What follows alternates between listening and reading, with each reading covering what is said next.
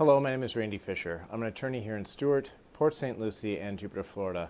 I'm going to talk about pro rata, and that's a term that you probably are familiar with, but if you're not, when you're determining at the closing, you say, well, who's going to pay the taxes? Who's going to pay the insurance? Who's going to pay? Well, the insurance, generally speaking, you don't see a situation where one party will carry the other party's insurance and it'll be divided up between the two parties with the same carrier. However, when it comes to taxes, everything will be is pro rata share based on how much time the person's occupying it, the seller occupying the property, versus the time and date on which the buyer closes. And that's allocated for anything else that can be divided, like let's say for an HOA. HOA fees are paid up until the date of closing, and if let's say that you had paid, let's say it was a quarterly payment, and you're right in the middle of that quarter and they'd paid for the quarter, the seller had paid for the quarter already.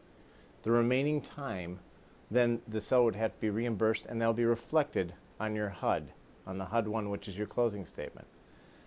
Make sure that when you're going through this, if you do not have an attorney to explain these things to you, you go over this with your title company. Don't rely on your realtor. Go to the title company, the party preparing that document. It's very important that you know what the money is, where it's going, and what you're going to be charged for. If you have any questions about this kind of stuff, give my office a call, schedule an appointment. We can sit down and go over these things. My number here is 772-463-7737. Thank you so much.